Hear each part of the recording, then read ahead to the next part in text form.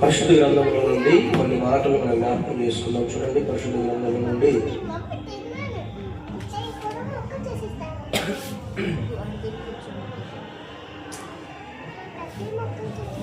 రోమిలకు రాసిన పత్రిక 15వ అధ్యాయము, రోమిలకు రాసిన పత్రిక 15వ అధ్యాయము 5వ వచనాన్ని చూసుకుందాం. చూడండి, గొప్పగా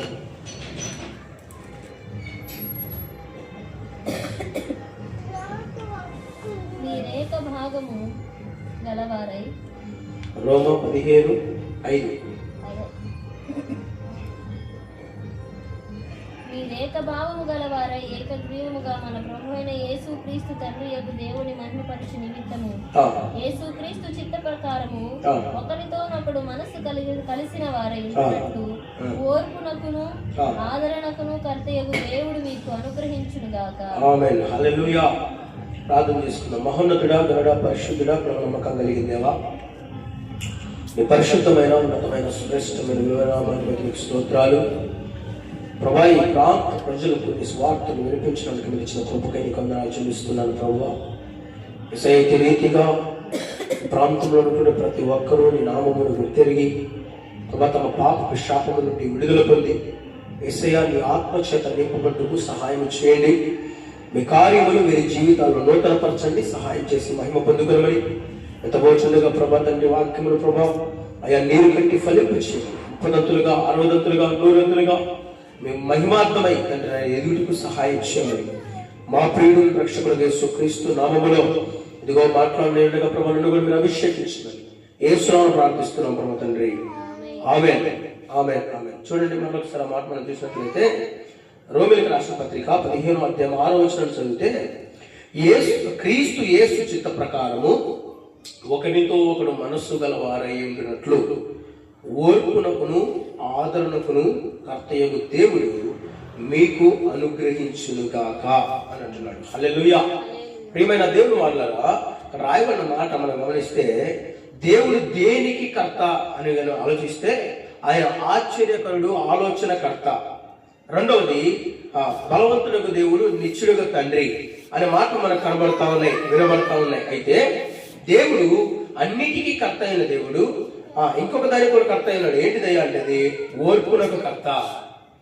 ఓర్పుకు కూడా ఆయన కర్త అయిన వాడు, ఓర్పుకు కూడా కర్త. ఈ లోకంలో పరిశుద్ధంగా జీవించడానికి చాలా శోధనలు వస్తాయి, కానీ పరిశుద్ధంగా జీవిస్తూ ఆయన కొరకు ఎవరైతే ఓర్పుతో ఎదురు చూస్తారో వారికి ఆయన కర్తగా ఉన్నాడు.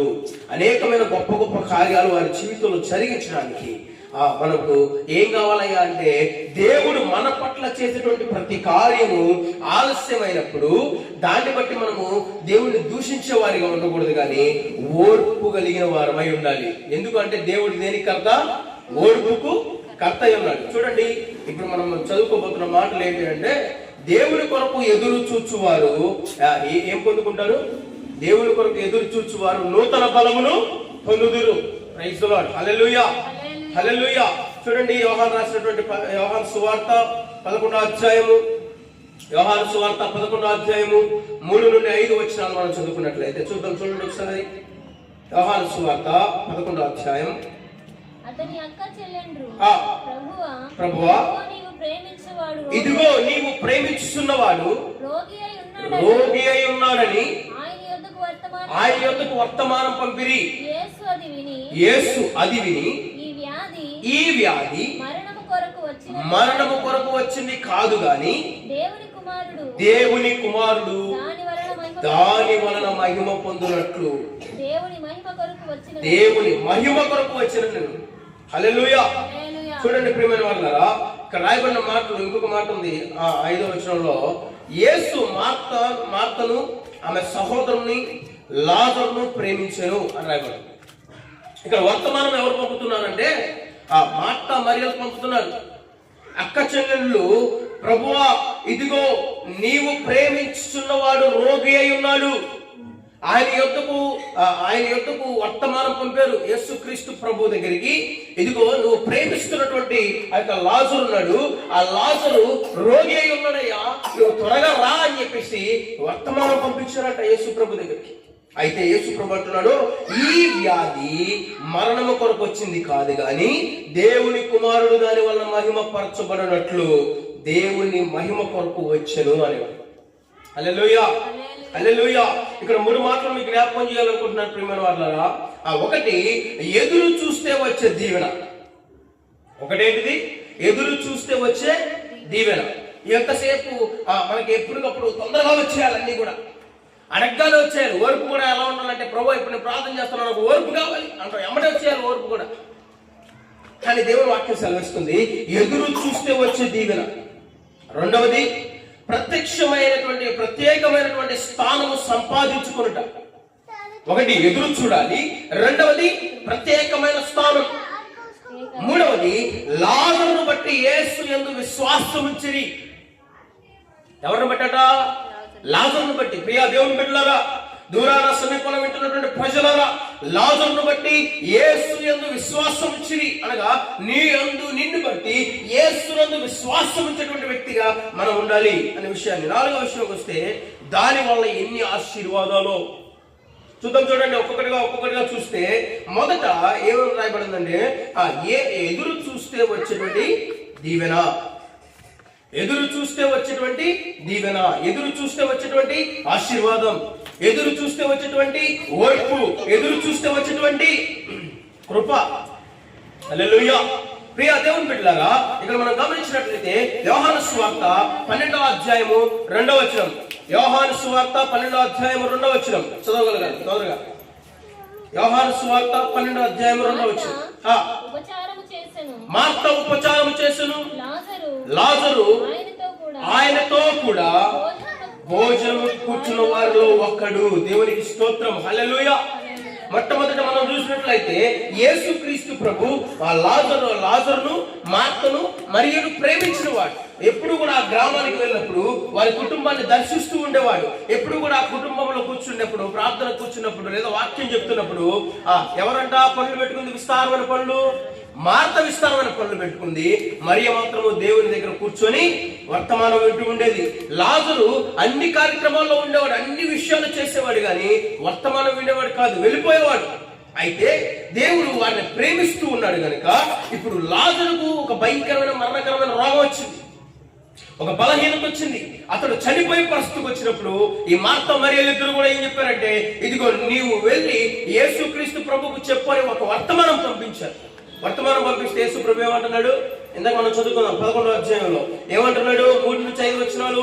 ఇది మరణము కొరకు వచ్చింది కాదు గాని దేవుని కుమారుడు మహిమపరచబడినట్లు. ఎవరు మహిమపరచబడాలి? దేవుని కుమారుడు మహిమపరచబడినట్లు. ఇది ఆ దేవుని మహిమ కొరకే వచ్చింది అన్నాడు. అయితే అక్కడ అంశం ఏంటంటే, మొత్తం చదువుకుంటూ వస్తే లాజరు చనిపోయాడు, లాజరు సమాధి చేయబడ్డాడు. 4 రోజుల తర్వాత యేసుక్రీస్తు ప్రభు ఆ గ్రామానికి వెళ్ళాడు. ఎప్పుడు వర్తమానం వచ్చింది? లాజరు చనిపోక ముందు వచ్చింది. అయితే లాజరు చనిపోయిన 4 రోజుల తర్వాత వచ్చాడు యేసు ప్రభు ఆ గ్రామానికి. వస్తే అక్కడ రాయబడిన మాట ప్రియమైన వాళ్ళారా, యేసుక్రీస్తు ప్రభు దగ్గరికి వచ్చినప్పుడు వారందరూ కూడా ఏడుస్తూ, అయ్యా నువ్వు ముందే వచ్చింటే బాగుండేది కదా, నువ్వు ముందే వస్తే నా తమ్ముడైన లాజరు చనిపోకుండా ఉండేవాడు కదా అని వారు బాధపడతా ఉంటే యేసుక్రీస్తు ప్రభు కూడా కన్నీరు విడిచి, అంటే యేసుక్రీస్తు ప్రభు ఒక మానవాళి కోసం అంత ప్రేమించి కన్నీరు విడిచి ఏం చేశాడంటే ఆ సమాధి దగ్గర తీసుకొని వెళ్ళాడు. సమాధి దగ్గర తీసుకొని వెళ్ళి అక్కడ అద్భుతమైన మాటలు రాయబడి ఉంటాయి ప్రియమైన వాళ్ళరా, చదివితే చాలా అద్భుతంగా ఉంటుంది. చూద్దాం ఒకసారి, చూడండి. యోహాను సువార్త 11వ అధ్యాయంలో చాలా అద్భుతమైన మాటలు ఏమనుంటాయంటే,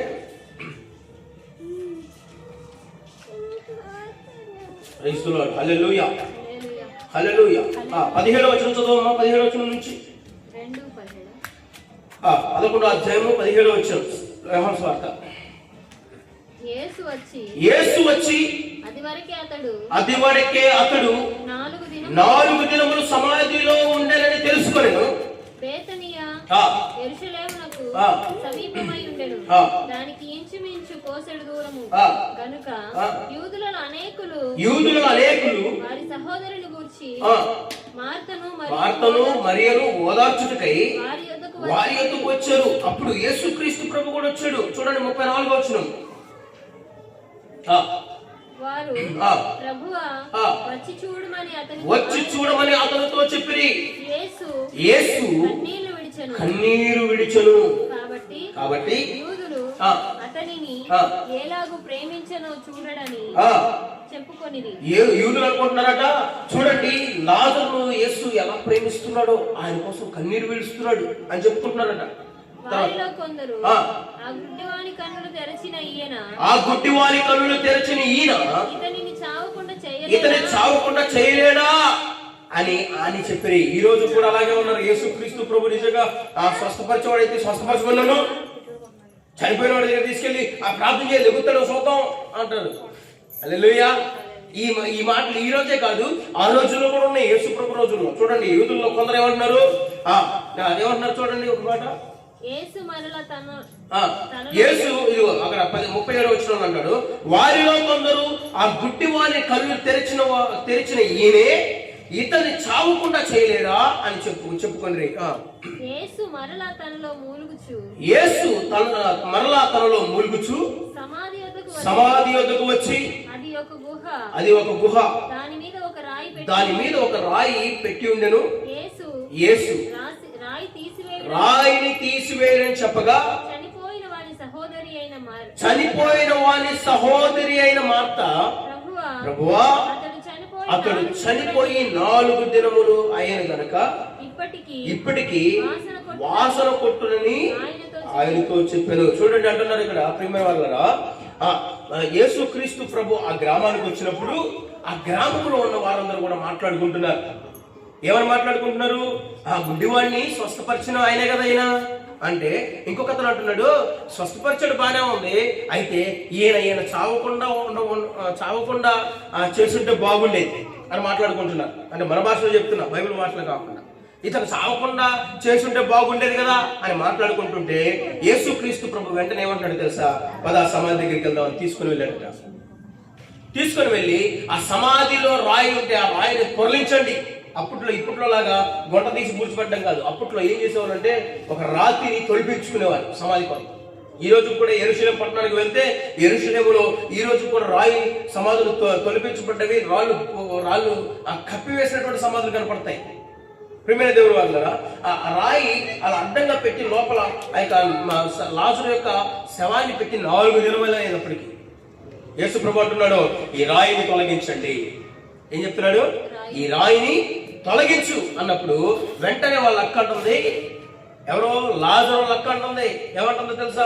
ప్రభువా ఇప్పటికి ఇతను చనిపోయి 4 దినములైని, ఈ 4 దినముల్లో ఇప్పుడు ఏమైపోయింటాడు? అతను కుళ్ళిపోతూ ఉంటాడు. కాబట్టి పొట్ట వాస్తవంగా అయితే మనం కూడా ఒక వ్యక్తి చనిపోతే 2 రోజులు 3 రోజులు ఉంచుతారు, తీసుకెళ్లి బుట్ చేస్తారు. ఎందుకు తెలుసా? తర్వాత మనిషి ఉబ్బిపోయి పొట్ట పగిలిపోయే అవకాశాలు ఉంటాయి, వాసన వచ్చే అవకాశం ఉంటుంది. కనుక అతడు 4 దినములు ఇప్పటికి పెట్టి కూడా లోపల కనుక అతడు వాసన కొడతాడయ్యా అని చెప్తున్నారు.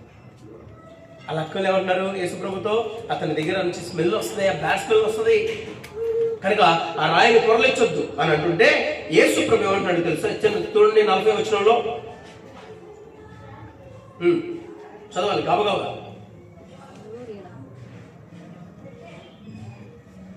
హల్లెలూయా. అందుకు యేసు, నీవు నమ్మిన యెడల దేవుని మహిమను చూతువని నేను నీతో చెప్పి ఉండలేదా అంటున్నాడు. చెప్పలేదా అని ఆమెతో అనెను. అంతట వారు ఆ రాయి తీసివేసిరి. యేసు కన్నులు పైకెత్తి, తండ్రి నీవు నా మనవి వినినందున నీకు కృతజ్ఞతాస్తుతులు చెల్లిస్తున్నాను.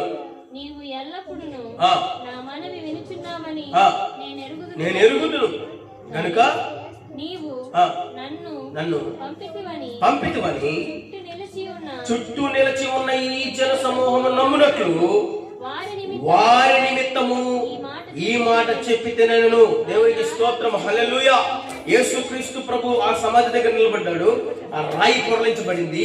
ఆ రాయి పొరలిస్తే దేవుడు వెంటనే ఏం చేస్తాడంటే కళ్ళు పైకెత్తి, కళ్ళు ఇలా పైకి చూస్తూ ఆకాశం, తండ్రి నా మాటలను విను, ఇదిగో ఈ చుట్టూ చూస్తున్న జనులు నమ్మినట్లుగా వారి కనులు తెరువు, వారు నమ్మునట్లుగా చేయి, అద్భుతాన్ని చేయి అని చెప్పేసి ఆయన ప్రార్థన చేసి ఏమంటాడు తెలుసా?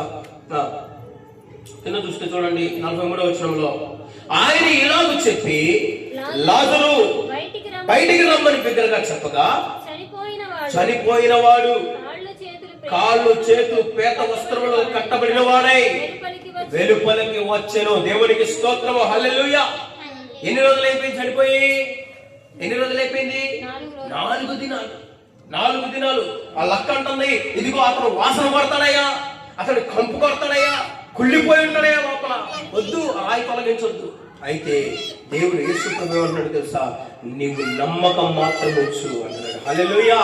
నువ్వు నమ్మితే కార్యం చూస్తావు అని చెప్పి వెంటనే ఏం చేశాడంటే దేవునికి కృతజ్ఞతాస్తుతులు చెప్పి లాజరును పిలిచాడట. ఎలా పిలిచాడో తెలుసా? ఏదో బైక్ మీద వెళ్తా అలా ఆపి ఏదో పైన ఉన్నటువంటి వాళ్ళని తొందరగా బండి తాళం ఫ్రెండ్ పిలిచినట్టుగా, అరే తొందరగా కిందకి ఆయన పిలిచినట్టుగా పిలిచేశాడు యేసు ప్రభు. ఎలా పిలిచాడు? లాజరు బయటికి రా అన్నాడు. లాజరు బయటికి రాగానే వెంటనే లాజరట పేత వస్త్రములతో ఆ కాళ్ళు చేతులు అన్ని కట్టబడి, అంటే ఆ పేత వస్త్రాలతో చుట్టేశారు మొత్తం.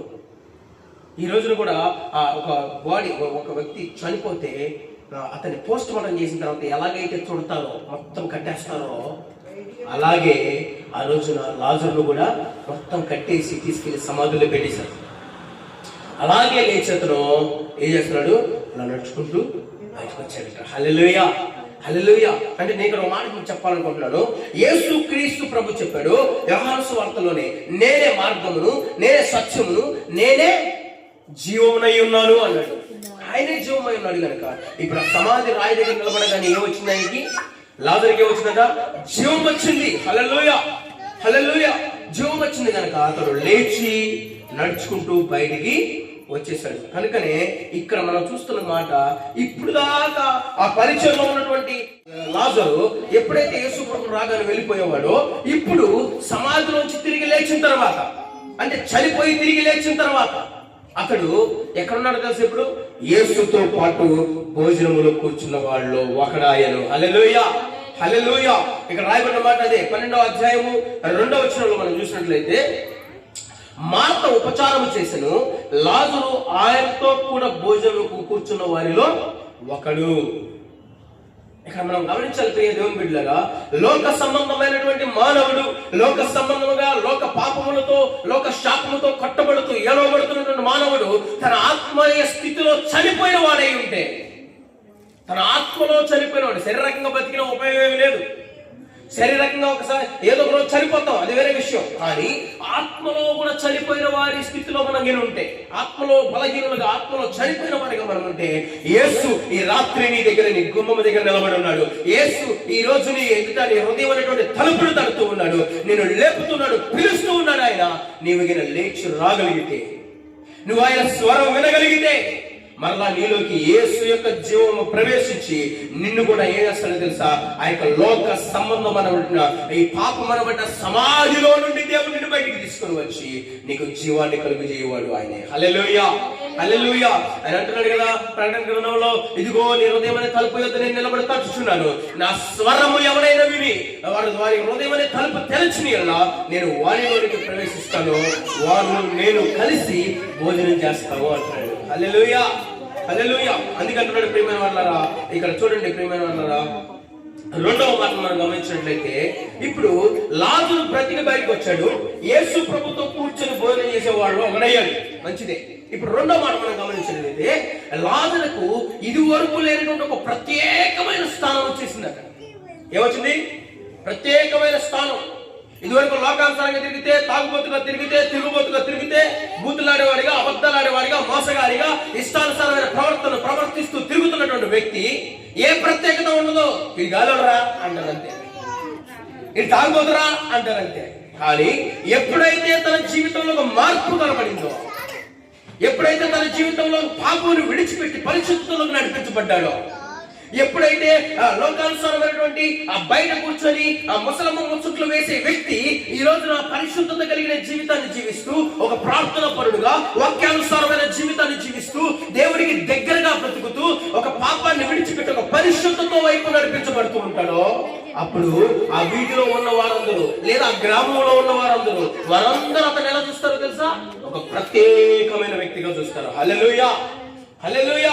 ఒక ప్రత్యేకమైనటువంటి స్థానం ఈరోజు లాజరు కూడా వచ్చింది. చూడండి ఆ మాట మనం గమనిస్తే అదే 12వ అధ్యాయం 9వ వచనం చదువు ఒకసారి. 9వ వచనం యోహాను సువార్త 12వ అధ్యాయం 9. యూదులలో సామాన్య జనులు ఆయన అక్కడ ఉన్నాడని తెలుసుకొని యేసును చూచుటకు మాత్రమే గాక మృతులలో నుండి ఆయన లేపిన లాజరును చూచుటకు కూడా వచ్చారట. హల్లెలూయా, హల్లెలూయా. ప్రియ దేవుని బిడ్డలారా, అక్కడ యేసుక్రీస్తు ప్రభు ఉన్నాడని కొంతమంది చూడడానికి వచ్చారు. కాబట్టి యూదుల్లో సామాన్యులు ఆయన అక్కడ ఉన్నాడని తెలుసుకొని వాళ్ళ ఇంటి దగ్గర ఉన్నాడని తెలుసుకొని వచ్చారు. యేసును చూడటం మాత్రమే కాదు, యేసు లేపిన లాజరును కూడా చూడడానికి వచ్చారట. హల్లెలూయా. ఇది ఎంతవరకు నిజం? నిజమేనా? లాజరు లేచాడా? నిజంగానే సమాధి ఎలా తీసుకెళ్తాంటే మేము చూసాం కదా, అతని శవాన్ని తీసుకెళ్తాంటే మేము చూసాం కదా, అతన్ని తీసుకెళ్లి పూడ్చిపెట్టి 4 దినాలు అయిపోయినాయి కదా. ఇట్లాంటి 4 దినాలు అయిపోయినటువంటి సమాధిలో ఉన్నటువంటి లాజరు లేచి బయటకు వచ్చాడా? నిజంగానే జీవం పోసుకున్నాడా? నిజంగానే తన కుటుంబానికి వచ్చాడా? ఒకసారి చూసొద్దాం అని యూదుల్లో సామాన్యులైన జనులట ఆయన దగ్గరికి చూడడానికి వచ్చారట. అక్కడ వచ్చిన తర్వాత యేసు కూడా ఇక్కడ ఉన్నాడని తెలుసుకొని యేసును చూడటమే కాదు, యేసును మాత్రమే చూడటమే కాదు, అక్కడ మృతుల్లో నుండి లేచిన లాజరును చూడడానికి వచ్చారట. హల్లెలూయా, హల్లెలూయా. ప్రియ దేవుని బిడ్డలారా, నేను కూడా లోకానుసారంగా తిరుగుతున్నప్పుడు, తిరుగుబోతుగా తిరుగుతున్నప్పుడు మా వీధిలో ఉన్న వారందరూ కూడా అనేక మంది అయ్యో ఈయన ఏమైపోతాడో, ఇష్టానుసారమైన బతుకుతున్నాడని చెప్పేసి నా కొరకు ప్రార్థన చేసిన వారు ఉన్నారు అనేక మంది.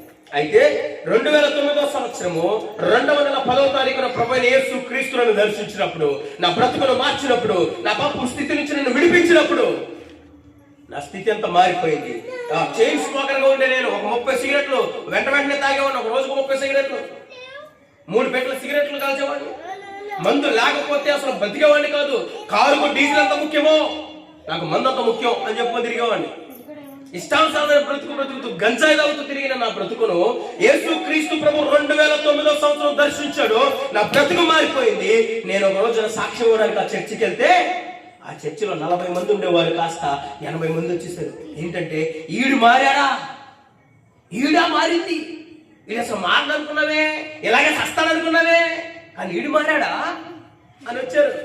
నిజంగా చెప్తున్న ప్రియమైన వాళ్ళారా, ఆ రోజు నా బ్రతుకును మార్చిన యేసు క్రీస్తు ప్రభువుని గురించి ఆ రోజు మొదలుకొని ఈ రోజు వరకు కూడా మరలా వెను తిరిగి చూడకుండా ఎన్ని శ్రమలు వచ్చినా, ఎన్ని కష్టాలు వచ్చినా, ఎన్ని నష్టాలు వచ్చినా, ఎంతమంది అవమానపరిచినా, ఎంతమంది నిందించినా, కూటికి లేకపోయినా పర్లేదు కానీ యేసు క్రీస్తు ప్రభువుని విడిచిపెట్టకుండా మాత్రమే జీవించడానికి దేవుడు కృప చూపించాడు. హల్లెలూయా, హల్లెలూయా. ఒక ప్రత్యేకమైన స్థానం దేవుడు అనుగ్రహించాడు. లాజరుకు ఆనాడు అనుగ్రహించిన దేవుడే ఈ రోజు కూడా సజీవ సాక్షిగా నేను చెప్తున్నాను, నా బ్రతుకులో నాకు కూడా అదే అనుగ్రహించాడు. అలాంటి స్థానాన్ని తెచ్చిన దేవునికి మహిమ కలుగును గాక. హల్లెలూయా. అదే ఒక ప్రత్యేకమైన స్థానం. మీకు తెలుసు లేదో, ఒకనొక టైంలో నన్ను చూస్తే తాగుపోతాడా అనేవారు మా ఇంట్లో వాళ్ళు. మా వీధిలో ఆడపిల్లలందరూ ఎన్నడు పురుగులు బస్ వస్తావరా అనేవాళ్ళు నన్ను.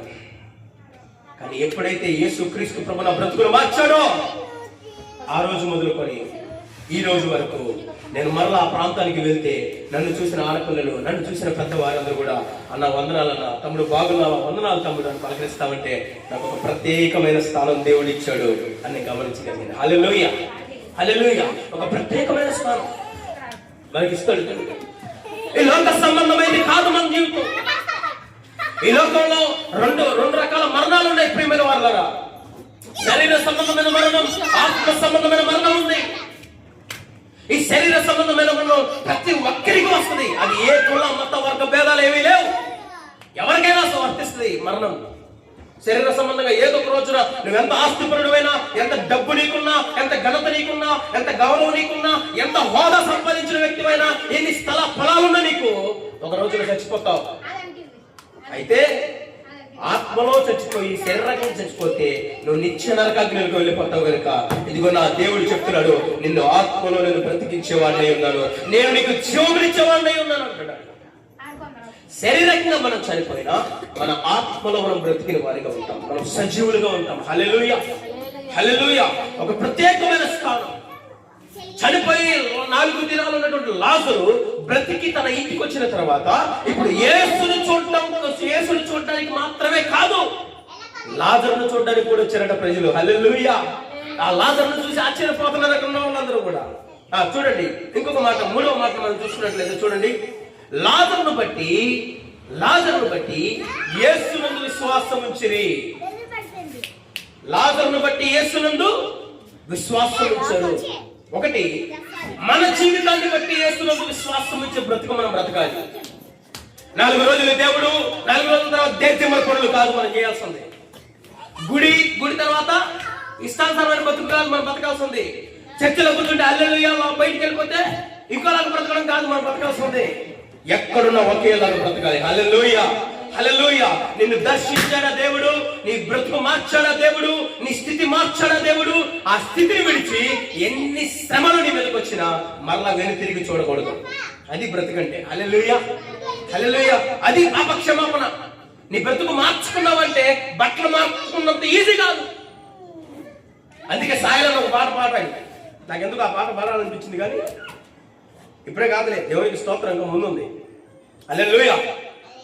ప్రియమైన దేవుని వల్లరా, ఇక్కడ లాజరును బట్టి యేసునందు విశ్వాసం ఉంచారట ప్రజలు. చాలా మంది ప్రియమైన వల్లరా నన్ను చూసి యేసయ్య దగ్గరికి వచ్చిన వారు ఉన్నారు.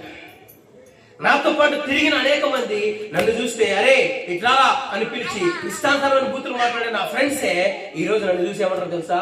అయ్యా వందనాలయ్యా పాస్టర్ గారు, మా కొరకు ప్రార్థన చేస్తారా అంటే. ఇంట్లో హిందూ సహోదరులు ఉన్నారు, ముస్లిం సహోదరులు ఉన్నారు నా ఫ్రెండ్స్. వాళ్ళందరూ కూడా అరే మా కొరకు ప్రార్థన చేయరా అంటారు. హల్లెలూయా. ఎందుకు మాటలు చెప్తున్నానంటే నీకు ఒక ప్రత్యేకమైన స్థానం ఇవ్వడమే కాదు, నిన్ను బట్టి యేసునందు విశ్వాసం ఉంచేలా దేవుడు చేయగలడు. అలాంటి బ్రతుకు మనకి ఇస్తాడు దేవుడు. యేసుక్రీస్తు ప్రభు అలాంటి బ్రతుకునిస్తాడు మనకి. చూడండి నా మాటలు మనం గమనించట్లేదే. అదే 12వ అధ్యాయం 10-11 వచనాలు చదువు చూడండి. 10-11 వచనాలు. ఇతన్ని బట్టి యూదులలో అనేకులు తమ వారిని ఈ మాట అండర్లైన్ చేసుకోవాలి మీరు.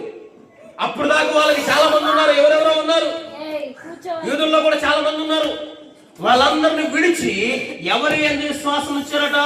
యేసునందు విశ్వాసం ఉంచిరి గనుక ప్రధాన యాజకులు లాజరును కూడా చంపాలని ఆలోచన చేశారు. హల్లెలూయా, హల్లెలూయా. ఈ రోజున జీవాన్ని ప్రకటిస్తూ ఉంటే, సజీవుడైన యేసు మరలా పునరుద్ధరుడై లేచాడని ప్రకటిస్తూ ఉంటే అనేక మందిని చంపడానికి, అనేక మందిని ఇది చేయడానికి భయంకరమైనటువంటి వారు పంచి ఉంటున్నారు. అయితే బైబిల్ ఇస్తే ఆనాడు కూడా లాజరును చంపడానికి ప్రయత్నం చేశారు. కారణం ఏంటో తెలుసా? ఇదిగో లాజరును చూడటమే కాదు, యేసును చూస్తున్నటువంటి వారు లాజరును లేపిన యేసును చూసి లాజరును బట్టి యేసు విశ్వాసం ఉంచారు. ఇక ఆఖరిగా మాట చెప్పి ముగిస్తాను ప్రియమైన వాళ్ళారా. 4వ మాట మనం గమనించినట్లయితే చూడండి, దానివల్ల ఎన్ని ఆశీర్వాదములు. దేనివల్ల అంటే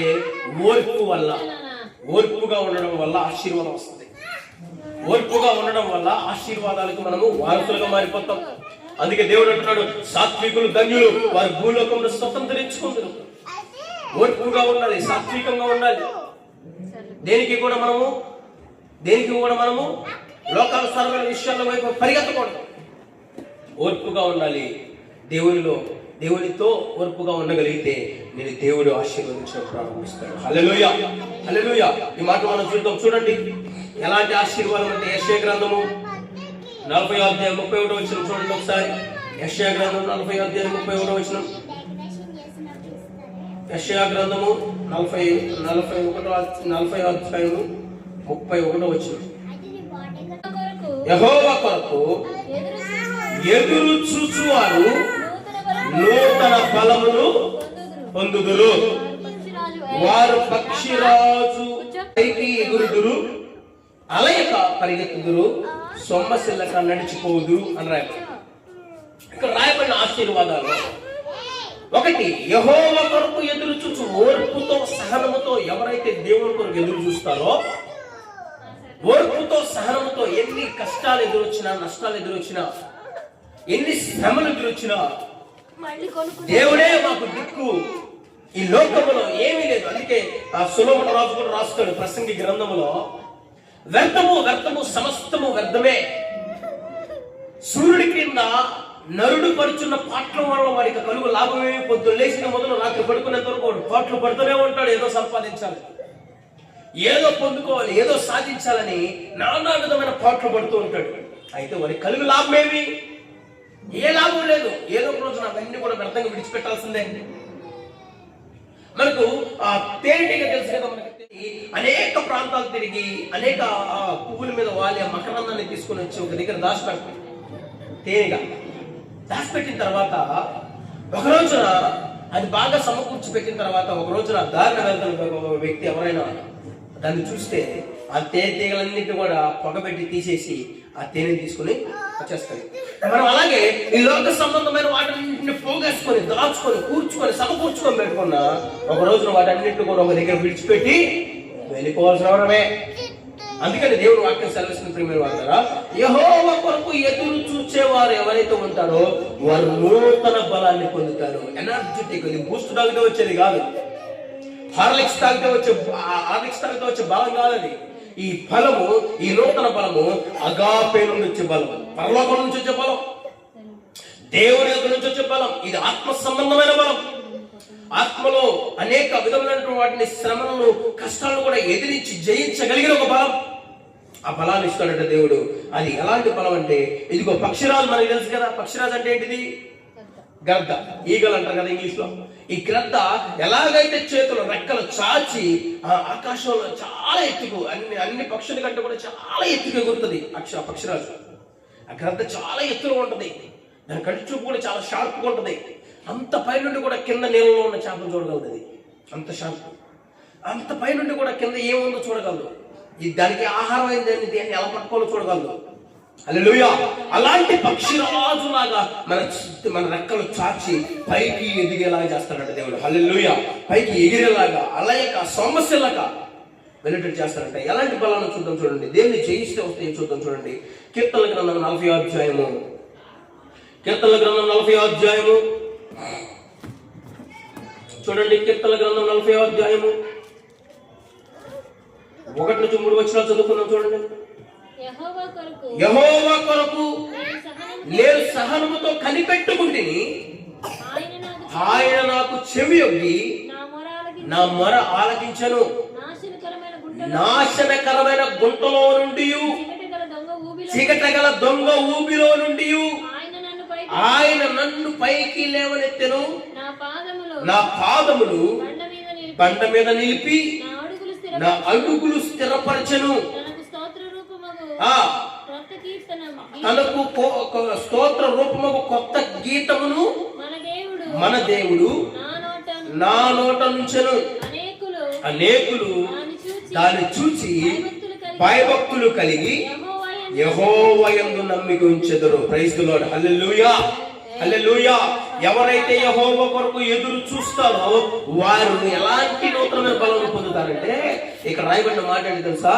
కీర్తనకారుడు అంటున్నాడు, దావీదు అంటున్నాడు, ఇదిగో నేను యెహోవా కొరకు సహనముతో కనిపెట్టుకొని ఉన్నాను. ఆయన నాకు చెవి యొగ్గి నా మొర ఆలకిస్తూ ఉన్నాడు. నా మొర ఆలకించడమే కాదు, నాశనకరమైన గుంటలో నుండి నన్ను ఆయన ఏం చేస్తున్నాడు? చికటగల దొంగ ఊబిలో నుండి ఆయన నన్ను పైకి లేవనెత్తి. అంటే లోక సంబంధమైన జిగటగల దొంగ ఊబి, నాశనకరమైనది, నాశనకరమైనటువంటి గుంట. ఈ లోకంలో అనేక విధమైనటువంటి పాపం, మనల్ని నాశనం చేసే పాపం, మనల్ని పాడు చేసేటువంటి పాపం, మన జీవితాన్ని పతనం చేసే పాపం. ఈ పాపములో నుండి మనల్ని ఆయన తీసుకొని పైకి తీసుకొచ్చి ఎక్కడ నిలబెడతాడట? ఆయన నన్ను పైకి లేవనెత్తెను. లేవనెత్తడమే కాదు, నా పాదములు బండ మీద నిలిపెను. హల్లెలూయా. బండ మీద నిలిపెను. బండ అనగా క్రీస్తు. ఆయన మన పాదాలు ఎక్కడ తీసుకొస్తాడట? దేవుని దగ్గర తీసుకొచ్చి స్థిరపరుస్తాడట. మనల్ని స్థిరపరిచి ఏం చేస్తున్నాడు? మన అడుగులు స్థిరపరుస్తాడు. బండ మీద నిలబడమే కాదు, అడుగుల్ని స్థిరపరుస్తాడు. స్థిరపరిచి తనకు స్తోత్ర రూపము కొత్త పాటలు, కొత్త గీతములు మన నోట దేవుడు ఉంచుతాడట. హల్లెలూయా, హల్లెలూయా. ప్రియ దేవుని బిడ్డలారా, నేను నాశనకరమైన గుంటలో పాపపు ఊబిలో ఉన్నప్పుడు, త్రాగుబోతుగా ఉన్నప్పుడు, గుంటూరు నుండి మార్కపు ప్రయాణమై వెళ్తూ ఉండగా డ్రంక్ అండ్ డ్రైవ్, కారు తోలుతున్నాను, మంచిగా తాగున్నాను, కారు తోలుతున్నాను. అన్ఎక్స్పెక్టెడ్ గా నాకు రోడ్డు కనిపించడం ఆగిపోయింది. రోడ్డు కనిపించట్లా, మత్తెక్కింది నాకు. ఆ టైంలో ఒక లారీ యాక్సిడెంట్ నాకు జరగబోతుంటే నన్ను ప్రభు పిలిచాడు. హల్లెలూయా. లేదా ఆ రోజే 2009 సంవత్సరం మొదటి నెలలో చచ్చిపోవాల్సి ఉండేది. ఆ రోజు పిలిచిన దేవుడు 2వ నెలలో నేను వచ్చి 14వ తారీఖున నా నోట కొత్త గీతములు, కొత్త కీర్తనలు నా నోట ఉంచాడు ఆయన. కొత్త పాటలు నా నోట ఉంచాడు.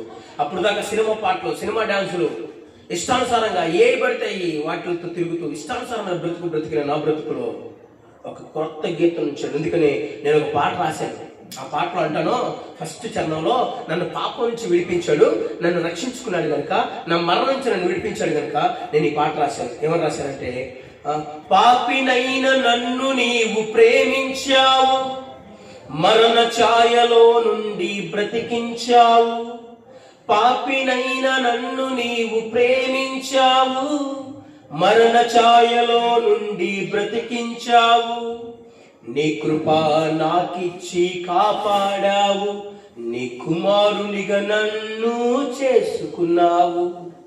నీ కృప నాకిచ్చి కాపాడావు, నీ కుమారునిగా నన్ను చేసుకున్నావు. యేసు నా జీవితం నీకంకితం, నీ ఆత్మతో నడిపించు దేవా అనే పాటలు, కొత్త కీర్తనలు, కొత్త గీతములు దేవుడు నా నోట ఉంచాడు. హల్లెలూయా. అడుగున నలిగిపోయి, వేసారిపోయి, జీవితం అంతా పతనమైపోయిన పరిస్థితుల్లో నేను పుట్టగానే నా తల్లిని కోల్పోయాను. ప్రియదేవుని బిడ్డలారా, నేను పుట్టగానే నా తల్లిని కోల్పోయాను. నా 3 సంవత్సరాలకు నా తండ్రిని కోల్పోయాను. నా 3 సంవత్సరాల వయసుకి నా నాన్న లేడు, నాకు అమ్మ లేదు. అమ్మ ప్రేమ తెలియదు, నాన్న ప్రేమ తెలియదు. మా అన్నయ్యనేమో తాతయ్య గారు తీసుకెళ్ళిపోయారు, నన్నేమో మా పెద్దమ్మలు తీసుకెళ్ళిపోయారు. దూరంగా పెరిగాం. పెద్దమ్మ కొన్ని సంవత్సరాలు నన్ను పెంచిన తర్వాత ఆవిడ కూడా బలహీనతో చనిపోయింది. ఆ తర్వాత నా ఇష్టానుసారమైన బ్రతికైపోయింది. నా 14వ సంవత్సరం నుంచి నా 21వ సంవత్సరం వరకు అన్ని అలవాట్లకు లోనైపోయి, ఈ అలవాటు లేదురా వీడికి అన్నట్టు కాకుండా అన్ని అలవాట్లు, కైని, గుట్క, మట్క, గంజాయి, త్రాగుడు, గొడవలు, పట్లాట్లు, జైలు, ఇష్టానుసారమైన బ్రతుకుతూ జీవిస్తున్న నా బ్రతుకులో 2009వ సంవత్సరం 2వ నెల నా బ్రతుకును మార్చేశాడు ప్రభు. హల్లెలూయా, హల్లెలూయా. నా జీవితాన్ని మార్చేశాడు. చచ్చిపోవాల్సిన వాడిని, ఎప్పుడో నశించిపోవాల్సిన నా బ్రతుకులు, ఎప్పుడో నాశనం అయిపోవాల్సిన నా బ్రతుకులు, నాశనకరమైన గుంటలో, జిగటగల దొంగ ఊపిలో నా బ్రతుకు ఏ రోజో కన్ను మూయాల్సిన నా బ్రతుకును నా ప్రభువైన యేసుక్రీస్తు మార్చాడు. హల్లెలూయా. నజరేయుడైన యేసు నామమున రక్షించబడ్డాను. ఆయన నన్ను తన రక్తముతో కడిగి నాలో ఉన్న ప్రతి పాపమును ఒప్పింపచేసి, నాలో ఉన్నటువంటి ప్రతి కార్యములను ఒప్పుకునేలా చేసి, నిజమే ప్రభా నేను తాగాను, ఇక నేను తాగను, నా జీవితంలో తాగను ప్రభా, నిజమే ప్రభా నేను కొట్టాను, ఇక నా జీవితంలో ఎవరిని కొట్టను ప్రభా, నిజమే ప్రభా నా బ్రతుకును మార్చయ్యా అని కన్నీటితో ఒప్పుకుంటే ఆయన నా పాపములని కడిగి నన్ను పరిశుద్ధపరిచి నీతిమంతుడిగా, యథార్థవంతుడిగా తను నాతో మాట్లాడి నన్ను దర్శించి నా బ్రతుకును 2009 ఇప్పటికి ఎన్ని సంవత్సరాలు? 2025 ఇంచుమించు ఎన్ని సంవత్సరాలు? 14 సంవత్సరాలు. నా బ్రతుకును మార్చి 14 సంవత్సరాలు. ఎప్పుడో 14 సంవత్సరాల క్రితమే సమాధిలోకి వెళ్ళిపోవాల్సిన నా బ్రతుకు 14 సంవత్సరాల క్రితమే అసలు నా ఊరిలో వాళ్ళు, నా ఫ్రెండ్స్, నా బంధువులు, నా స్నేహితులు, నాకున్నటువంటి చుట్టుపక్కల ఉన్నటువంటి వారు నన్ను మర్చిపోవాల్సిన నా బ్రతుకు ఈ రోజు ఇప్పుడు గుర్తు పెట్టుకోవడానికి గల కారణం ఎవరు తెలుసా? ప్రభువైన యేసుక్రీస్తు మాత్రమే. హల్లెలూయా, హల్లెలూయా. ఆయనే నా బ్రతుకును మార్చాడు. ఎవరి ముందైనా ఎక్కడైనా ధైర్యంగా చెప్పగలరు, ఆయనే నా జీవితాన్ని మార్చిన వాడు. అనేక ప్రాంతాలకు వెళ్ళాను, అనేక ప్రాంతాల్లో తిరిగాను నేను కూడా ఇష్టానుసారంగా. అయితే నా బ్రతుకును మార్చిన వాడు మాత్రమే యేసుక్రీస్తే. హల్లెలూయా. హల్లెలూయా. అందుకే నేను ఎక్కడికి వెళ్ళి చెప్పగలను, ఆయన ఒక దేశానికో, ఒక ప్రాంతానికో, ఒక వీధికో, ఒక గల్లీకో దేవుడు కాదు, ఆయన ప్రపంచానికి దేవుడు. హల్లెలూయా. ఆయన ప్రపంచాన్ని శాసించగలిగిన వాడు, ఆయన ప్రపంచాన్ని ఆ శాసనముతో నిలబెట్టగలిగిన వాడు. హల్లెలూయా. ఆయన ఈ రోజు రేపు మొన్న పుట్టినోడు కాదు, ఆయన 2025 సంవత్సరాల క్రితం పుట్టినోడు కాదు. ఆయన లేకుండా ఏది కలగలేదని రాయబడింది బైబిల్లో. హల్లెలూయా. ఆయన లేకుండా భూమి మీద ఏది కలగలేదు. అయితే మానవుణ్ణి చేసిన తర్వాత మానవుడు తప్పిదములు బట్టి దారి తప్పిపోతా ఉంటే అతన్ని రక్షించుకోవడానికి లూకా సువార్త 19వ అధ్యాయం 10వ వచనంలో నశించిన దాన్ని వెతకి రక్షించుటకు మనుష్య కుమారుడు భూమి మీదకి వచ్చాడు. ఈ భూమి మీదకి ఆయన రావడానికి గల కారణం ఏంటి తెలుసా? నీ బ్రతుకు నశించిపోకూడదని, నీ జీవితం నాశనంలోకి వెళ్ళకూడదని, నీవు చీకట గల భూమిలోకి వెళ్ళిపోకూడదని, నువ్వు పాపముతో శాపముతో కొట్టుమిట్లాడుతూ అదే లోకమైన జీవితంలో జీవిస్తూ అదే ఎంజాయ్మెంట్ అంటూ ఆ పాపంలో చచ్చి నరకానికి పోకూడదని. హల్లెలూయా. అందుకని దేవుడు తను సిలువ వేసుకోవడానికి, తన ప్రాణం పెట్టడానికి, తానే నీ కొరకు పాప పరిహార బలిగా మారడానికి, నిన్ను దేవునితో సమాధాన పరచడానికి హల్లెలూయా ఆయన వచ్చాడు. ఆశమాశగా రాలా, ఏదో ఓరకు ఊడిపోవాలా యేసు ప్రభు, అప్పటికప్పుడు రాలా. అనేక సంవత్సరాల క్రితం నుండే దేవుడు ప్రవక్తల ద్వారా, ప్రవచనముల ద్వారా, ఇదిగో నేను ఫలానా దగ్గర రాబోతున్నాను, ఫలానా దగ్గర పుట్టబోతున్నాను, ఫలానా విధంగా పుట్టబోతున్నాను, ఫలానా కన్యక గర్భాన పుట్టబోతున్నాను అని వాగ్దానాలు చేసుకుంటూ చేసుకుంటూ చేసుకుంటూ ఆ సమయం రాగానే దేవుడు కన్యక గర్భాన జన్మించాడు. హల్లెలూయా. హల్లెలూయా. మన లోక రక్షకుడుగా ఆయన ఎవరో వీధికి రక్షకుడు కాదు,